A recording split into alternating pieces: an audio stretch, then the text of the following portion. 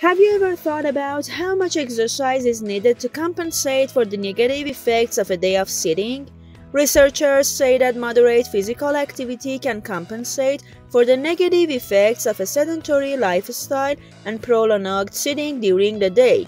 Sitting for hours in a row is not good for our health, but how much exercise is needed to compensate for the adverse effect of sitting at a table one day on our health?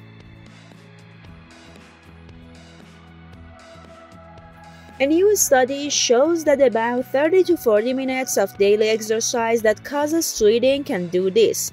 According to this study, up to 40 minutes of moderate to rigorous physical activity each day is a good amount of exercise that can counteract the effect of 10 hours of sitting. However, any amount of exercise or even just standing will help to some extent.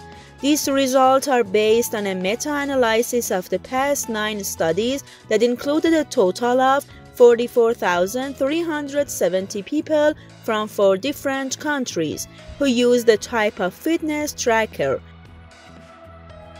Subscribe our YouTube channel to watch the rest of this video and more. The analysis showed that by reducing the time spent participating in moderate to vigorous physical activity, the risk of death of those who had a less sedentary lifestyle increased.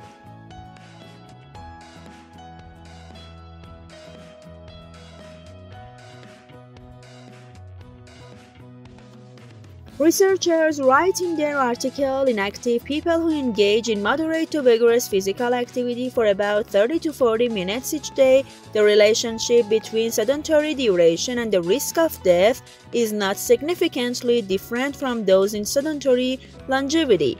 In fact, some moderate physical activities such as cycling, brisk walking, and gardening can reduce the risk of premature death. And this association can be seen in data collected from thousands of people. Meta-analyses such as the present study always require a careful combination of separate studies with different participants, time periods, and circumstances. But the advantage of this particular study is that it relies on relatively objective data from variables, not data reported by participants themselves. The new study was published at the same time as the World Health Organization's 2020 Global Guidelines on Physical Activity and Sedentary Behavior, which was developed by 40 scientists from 6 continents. Given that we are in the middle of a globalization that has kept people indoors for long periods of time and promoted sedentary behavior, these guidelines are very timely, said Emmanuel Stamatakis, a physical activity and population health researcher at the University of Sydney in Australia. But people can still protect their health and compensate for the harmful effects of inactivity. As emphasized in these guidelines, all physical activity counts, and any amount of physical activity is better than no activity at all.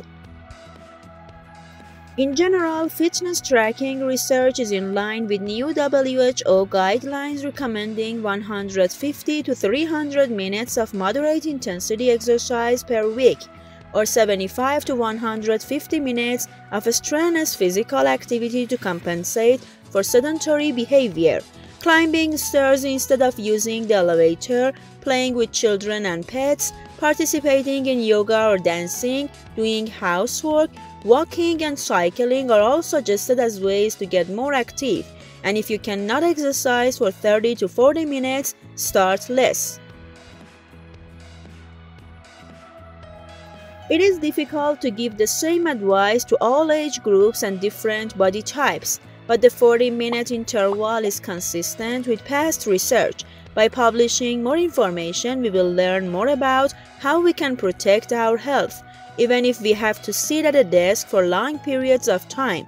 The new guidelines reflect the best science we have, says Stamatakis, but there are still gaps in our knowledge. For example, it is not yet clear exactly where the limit of what is considered excessive sitting is, but this area of research is growing rapidly, and we hope to get an answer in the next few years.